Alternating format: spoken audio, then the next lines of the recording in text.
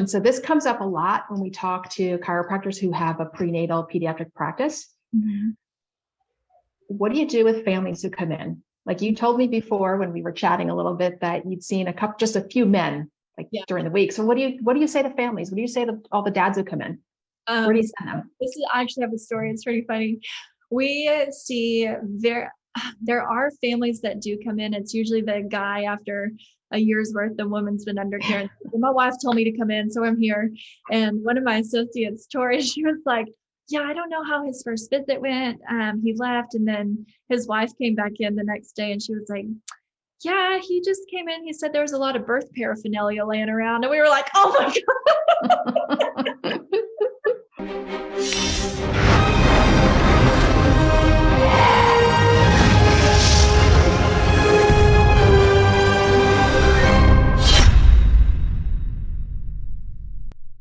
Well, hello, everybody. Dr. Ron Oberstein with my partner in life, health, and love, Dr. Mary Oberstein. Hi. Welcome to another edition of our Life by Life West. These are phenomenal shows that we bring you the best of the best. Anyone who's just graduated up to about 15 years or so in practice. Today, we have a very special guest, someone who knows our kids.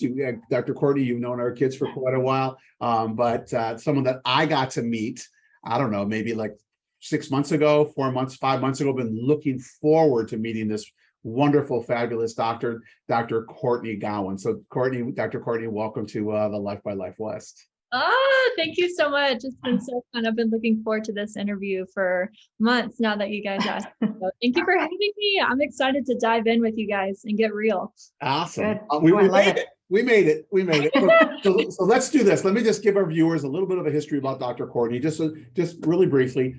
Parker graduate, 2013. Within 2 to 3 months, opened her own practice, solo practice on $6,000. So don't think, oh, well, 2013, the economy wasn't. No, 2013, $6,000. She's in Addison, Texas, just outside of Dallas, I believe. Is that correct? And a booming practice. I mean, what is it? 90% prenatal and pediatrics. Just amazing things. 3 daughters, 3, 5, and 7. Just doing amazing things and juggling all of that. Has 2 associates. And what are we talking about? 9 years? Yeah. Like 9 years. So we're going to get into how do you do that? Like, what happens around that? So our viewers will get to know that. So they're not thinking we're just throwing numbers out there, because this is all true. So I'm thrilled. And I know that Dr. Mary's thrilled just to get some time with you. So here we go. We'll jump in. Mary, you or me? First question. I'm chomping at the bit. All right, go. Well, my first one is a really simple question. Actually, that's $6,000. Was that student loan money? It was student loan money. It was. Yeah, there you have it. Interest on it. Okay, so let's just start right there, because that's a huge question that we get asked, is how do you start a practice, especially on a budget? So maybe share with the viewers. I don't know about you guys, but do you ever look back at your life? I know you guys started a practice and practiced together for a while, but I look back at that time and I was like, man, I don't know if I could do that again, because I had failure was not an option in my brain. I walked into Parker my freshman year. I had a 13-page business plan whenever I walked into Parker, and I had subluxation spelled wrong. I ended up winning this business plan competition in undergrad, took that money, backpacked Europe, and I was like, okay, I guess I'm going to be a businesswoman and a chiropractor. So I always had that desire to own and run a business. I had no idea what I was doing. And so I just knew I saved a little bit of money every trimester. And then I thought I was actually going to go to Los Gatos in San Francisco, near you guys.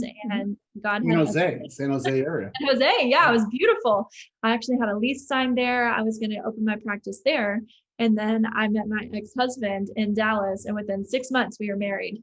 And so God was like, hey girl, you're actually staying in Dallas, which was a huge blessing, because I developed a really great relationship with Parker, was on their board, did a lot of stuff for the students, still do.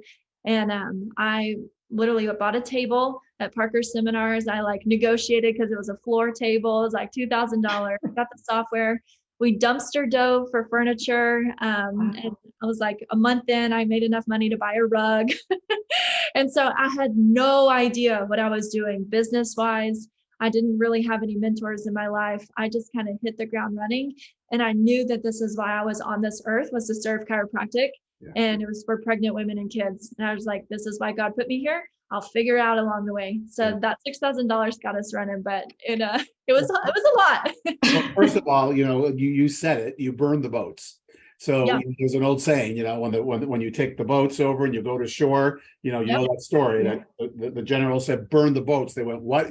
There's no turning back. Like, we're moving forward. But I think a big question I want to bring up or ask you is that, one of the things that students say, and being a business person and Mary being, we ran a very successful practice for many, many, many years, 30-some years. And students would always say, and even associates that came in or interns that came in, we didn't learn enough business. We didn't learn enough business. And I get it, but you can only teach a certain amount in 4,400 hours that you have to do all these sciences and everything else. It gets very difficult. And knowing now in the seat that I'm in, but we always say that you're going to learn it when you get out. And you did. So what would you say to someone who said, well, my gosh, you did this, but I haven't learned any business? What would you say to that student or new doctor that's out there? I think almost you can have mentors, you can read books, you can do all those things. It's almost like adjusting a newborn. Whenever you're adjusting a newborn, you can read about it, you can watch it, you can learn about it, you can watch the videos, you can go to the seminars. But until your hands are on that newborn and you're feeling how the dynamics of the body work and move and shift and how the jaw moves during breastfeeding, like there's some things you can't be taught. You have to experience. So business is one of those things you can mentally learn. But for me, my business it's very innate based. And so everything that I do comes from within. And that's why I have a lot of balance. I have a lot of happiness. I have a lot of joy in my business, in my life. There's a lot of balance there. There's definitely the path you can go on of like learning the business, doing the things by the book. But is that joy? Is that freedom? Are you building your life around your business, or are you a slave to your business? Right. And so that's kind of where I found and learned a lot through business, was through the experience, through the clientele, through the culture that we created here at the office, and how the dynamics of that works. So it's been a lot. And then I finally have mentors. I finally have people until they're pouring into me and opening up so much, like a wealth of knowledge. I was like, okay, very good. So to students, definitely get a mentor early in life and your business life. Avoid the mistakes. They don't need to have, I think the misnomer, and I'm exaggerating here, that they need an MBA, to be able to go out and start a chiropractic business. Right. The truth is, you need to have a checkbook. You need to pay your rent. IN number. Yeah. You need to serve people, bring some money in, then you can spend money, know where your money is, right? And then, and then get an accountant or do whatever, but it's like, doesn't all have to be set up right away. And exactly. That's very true. And just take the risk. I think that's the biggest thing that we're not taught, or is not as inherent as many students I see coming, is just take the dive and take the risk, and don't die with a dream inside you. That's my biggest thing, is like, just take a risk. What's the worst that can happen? Doesn't work, you become an associate. Cool. Yeah. In school, I remember learning about business, but my friends and I, like, it seemed so far off that we weren't really paying attention. Right. It was like, we'll figure this out. And we didn't even have Google then. So like, we really had to, we knew we were going to have to go find these answers. Yellow pages. But it's interesting because I'm listening to you talk, and it's like, our youngest daughter's just opened a new practice in the last month. And she called me a few times, like, Mom, how do you do this? Or Mom, what's the difference, between an S Corp and an LLC and all this stuff? Half the time I was just like, Google it. I mean, what a terrible mother I am. But I was like, just Google it, find it out. Google it. Like, she found out a lot of that stuff about fictitious business names. And I'm like, well, here's what I know. But so she's figuring it out by asking people and Googling it. Exactly. And just finding out the information. So yes, I always say that too. So when students from any college say, I don't feel like I'm getting enough business, I'm like, dude, you can read right now about business. You can learn. Yeah. And the secret sauce is being able to create a life that you get paid for what you love to do. And then you have freedom in your life. I think that's the secret sauce of business. When you simplify it, it's just, are you doing what you love? Are you making good living doing it? And are you making the world a better place? Yeah. If you then And that's the service aspect, right, Dr. Courtney? That's Yeah. that piece that you really, we've always said that we can take a servant with a servant's heart and teach them business, Yeah. but it's really difficult to take a business person who doesn't have a servant's heart and Yeah. teach them service. And that to me is the biggest thing that people can develop when they're in school, is to get that service heart. We all have it. It's just develop it, right? Where was yours developed from? Because obviously, you've been talking about just 3 seconds ago about, loving people and making sure that you're serving them. Where did you develop your service heart in chiropractic? In chiropractic, I would say like the fiber of my being is my faith. Like, I think at a very young age, like Jesus kind of saved me and just opened up a lot of doors. So my faith is a big part of that service. I try to model my life on that. Within chiropractic, I shadowed a lot during school. So I got to see PI offices, I got to see prenatal offices, wellness offices, sports offices, all these things. And it's funny, coming into school, I was a college athlete. I thought I was going to be a sports chiropractor.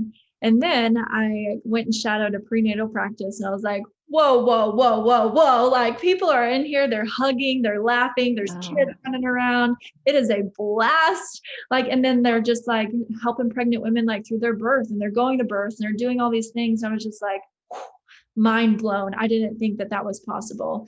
And so while I was in school, the magic of the prenatal practice captivated me, and learning from Jeannie Ohm and studying under her and all of the things that our amazing profession has to offer in the prenatal space. I fell in love with it, and I never looked back. Yeah. Oh. I love it. Yeah. So I have a question. So this comes up a lot when we talk to chiropractors who have a prenatal pediatric practice. What do you do with families who come in? Like, you told me before when we were chatting a little bit that you'd seen just a few men during the week. So what do you say to families? What do you say to all the dads who come in? Where do you send them? I actually have a story. It's pretty funny. We see there are families that do come in. It's usually the guy after a year's worth, the woman's been under care. My wife told me to come in, so I'm here. And one of my associates, Tori, she was like, yeah, I don't know how his first visit went. He left, and then his wife came back in the next day, and she was like, yeah, he just came in. He said there was a lot of birth paraphernalia laying around. And we were like, oh my God. We have like the flowery, like Park Avenue uterus on there, and just that's funny. Old Victorian house. So we have like, there's nothing like bad, but you feel comfortable breastfeeding here. You feel comfortable with your kids running around and falling apart. Like, so it's an interesting aspect. Usually the guys that do come in, and we tailor our pricing to family plans and things like that. We want to see the whole family. So that is something that maybe if I get married again, he'll be a chiropractor and he'll come serve that male population. But in this space, it really is 90% prenatal and pediatric. And that's how we positioned our business to be like the go-to for dentists and pediatricians and OB/GYNs. So there is a niche to be filled here. So I think I'm just waiting on a good time for that. Right, so you mentioned that you just said it, so I'll bring it up. You said, if I get married again, which I'm sure you will. But so what we didn't say in the introduction was that you're single. Yes. You might be in a relationship, but you're single and you have 3 kids. Under the age of 7. Under the age of 7, 3, 5, and 7. You got a busy practice. You got 2 associates. You have staff, CAs, whatever that, team members that, that work with you. How do you keep the rhythm, the balance? Like, how does that share with our viewers? Because some people think like, oh my God, I can't do that. And once again, one person's ceiling is another person's floor, right? So there's always these differences, not rights or wrongs, but share how do you keep that? It's been a lot over the past year. I've been single, working on myself, like diving into this new life that I'm creating. And it's been amazing. Like, I bought my dream house, I bought my dream car. Like, I really feel at a good, happy place in life. And going through the divorce, I had a choice. It was to choose bitterness or to choose healing and joy.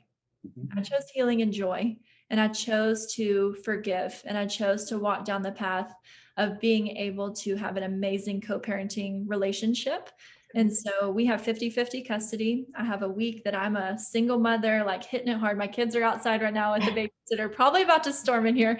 And then I have a week where I work on my business. And then I also take time. Like I go to Mexico and I will unplug for a weekend and I'll just sit, refocus, replenish, refresh, and come back. And that's where all my greatest ideas kind of come from, is that blank slate that I'm able to reset. So it's establishing the rhythm that works for you.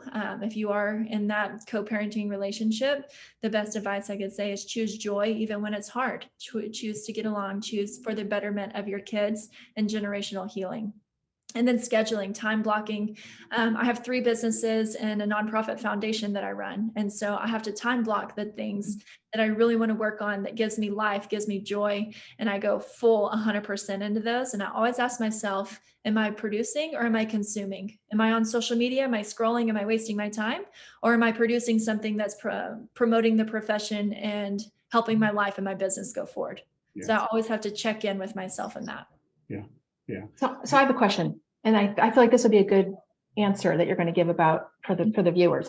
How long did it take you? Like, it sounds like, you chose joy and you found a rhythm.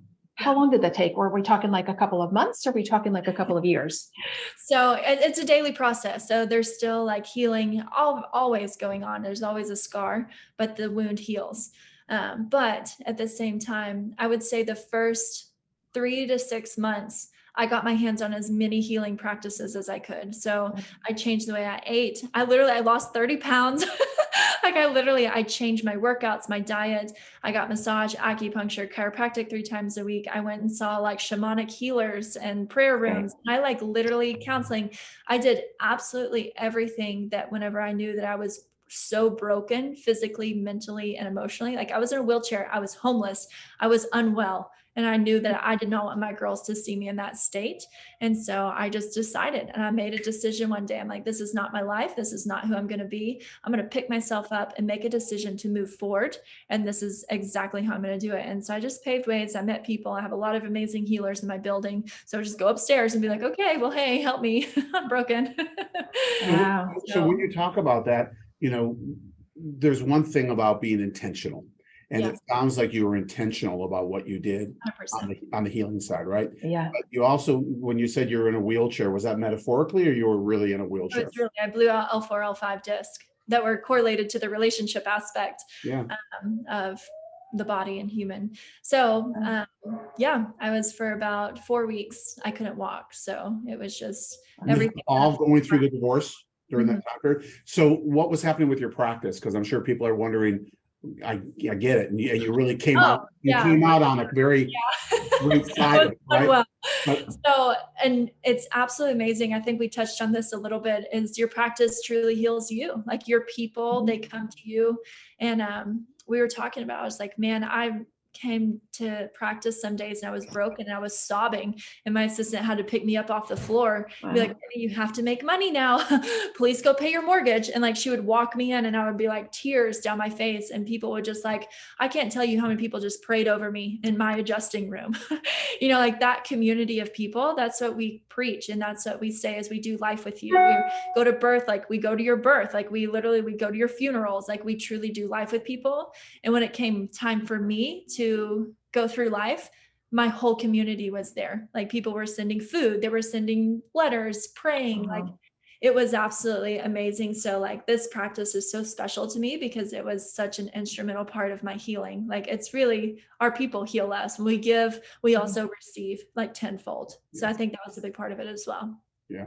Yeah. So is the rhythm now, the rhythm's always going to change. We know that, right? The river flows, but it doesn't always flow in the same direction.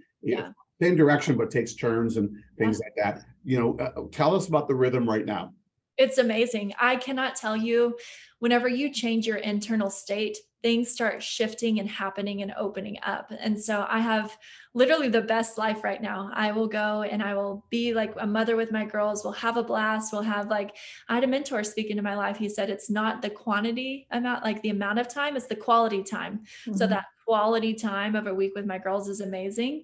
And then the week that I'm not with them, I'm usually traveling. Like I'm about to go my next week, tomorrow, I go to Miami for 2 days, New York City for 5 days, and Nashville for 3 days.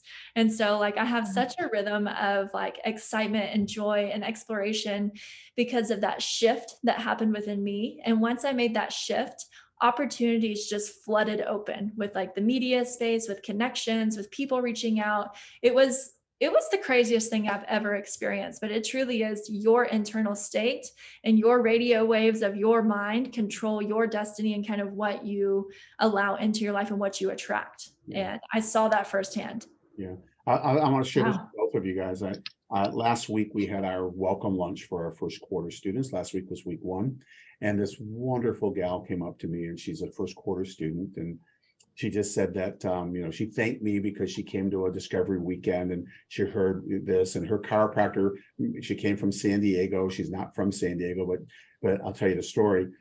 Her husband of 1 year got killed in a car accident. Mm-hmm. And her life just got turned upside down. I mean, that's a heavy thing, right? Yeah. And she ended up moving to San Diego just for part of the healing, ended up working serendipitously in a chiropractic office. Never thought about chiropractic, right? And then it just opened up for her, and then she came up here, and then she's here. And I was just talking to her about the healing, right? And and we were talking about resources that we have on campus and things like that. And she was just so open, and her heart was so just in such a pure place. I saw her today. I had to walk into our learning commons to go talk to our diversity and inclusion office coordinator, and she was there. So I just walked up and said, "Hey, how you doing? How's your we're ending our second week right now. How are things going?" She said, "Great." She said, "Thank you so much. I went and saw where I directed her to go see, and then she's going to because she wants to heal and continue to heal." And that's the conversation we had today, was about, we're always healing, right? But you'll never say that I'm so thankful for the passing of my husband. That should never be but you'll be able to say the blessings that you learn from that you're able to take forth in your service, take forth in your life, take forth to the kids that you want to have, to all the things that you want to do afterwards. And I love when you said you can either find bliss and joy, you didn't use bliss, or it could be sadness and sorrow, whatever it is, right? I mean, it really is a choice, isn't it? It absolutely is. Yeah. And I look back in my life and I've seen that every terrible thing that has happened to me has been the greatest gift. Yeah. It was like a college injury led me to chiropractic. Postpartum depression led me to open the nest. Like the divorce led me to all the things I'm doing now. Like it literally has, looking back, it had to take, like, God knows I'm stubborn. So it's like, it had to take like being broken down to be able to be like, okay, I'll make a change. Hey, some people, it's bad car accidents or whatever. Yeah. Nothing ever happens to us. They happen for us, right? 100%. Yeah. And you're probably so thankful to your husband, right? Or your ex-husband, the father of your children. Yes. I said, sperm donor, high five. Thank you. And like, he's been great. And I get along, and I don't know if this speaks to anybody like in those relationships, but he's with a girlfriend now, and she lives with him, and she's a big influence in my daughter's lives. And we go to yoga and we travel together and we text every week, and like truly like to be able to have that relationship for my kids, to be able to be like congruency and love and like genuine love, because kids can always tell, has been very healing as well. So you have to choose. I was gonna say, and it speaks to who you are too. I don't know you very well, but it's like what I see is that you have to have that strength inside of you, and you have to have that willingness to have the life that you have now. Because a lot of people don't choose joy. No. They choose hurt and bitterness and all that stuff.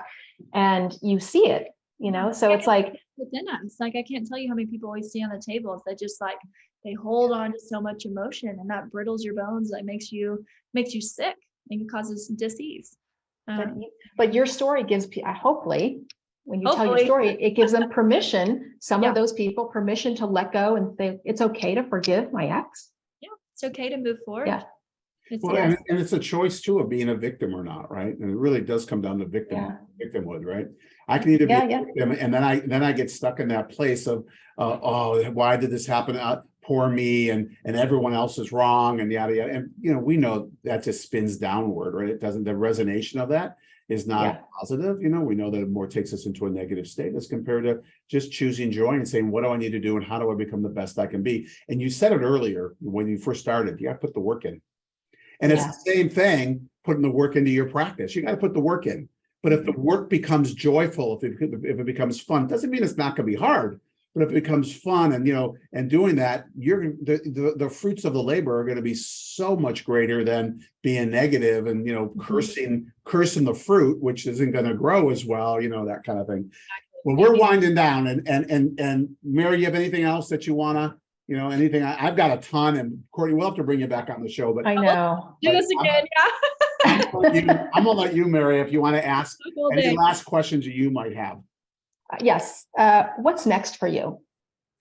I mean, hopefully my biggest heart is making a shift and an impact on the prenatal portion of our profession, being able to move the needle just a bit.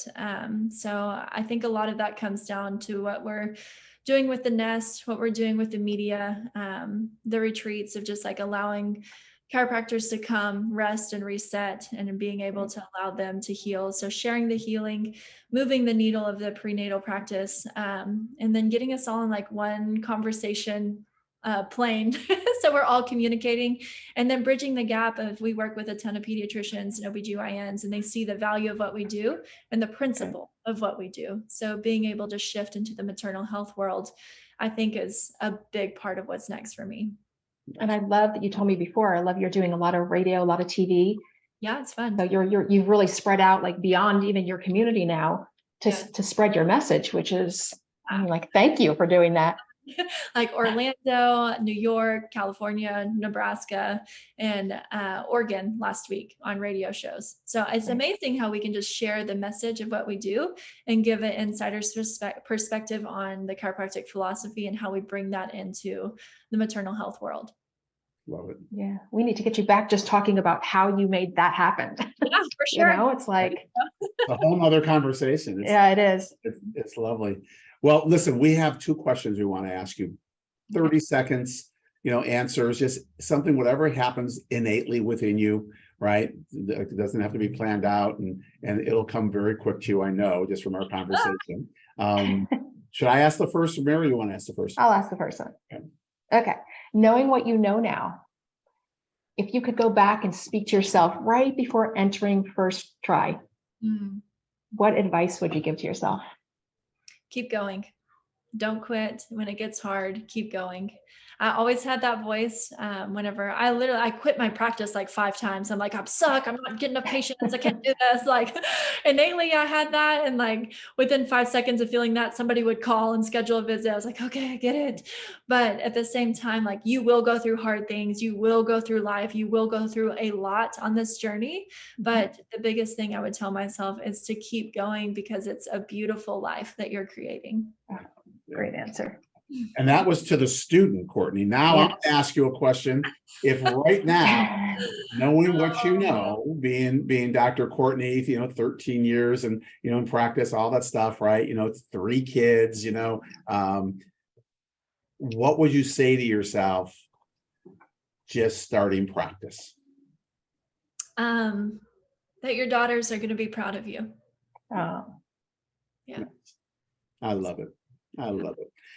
I have one other question I want to ask. That's been on my mind. Got it? Just one real quick. Okay. What's your dream car? What's what? Your dream car. You said, I just bought my dream car. What's your dream car? I just bought a Tesla Model X. There you go. Nice. Oh, I love it. With the wheels that go up and the kids can jump in. It's a little extra in the car line, but I'm like, hey, you know what? I am extra. Absolutely. Absolutely. That's great. Oh, that's so great. Well, thank you. I love it. Dr. Courtney. Thank you guys. True honor. Being with Dr. Mary and I, you are truly a blessing, and not just a blessing, to our show, but a blessing not just to our profession, but a blessing to humanity. Because what you're doing, everybody you touch, with the love that you have, just keeps emanating. It's like dropping that pebble in the water. It just keeps going. And so, thank you so much for being who you are. And please, whoever raised you, please tell them that we both said, amazing job. and I know it's your work you did, but Yeah. there's always people that we got to thank. And to our viewers, I want to just thank you. Thanks for joining in on us. Man, I'm going to go back and listen to this because there's just a Me lot too. that was said today. Yeah, I know. Isn't it, Mary? It was just so much.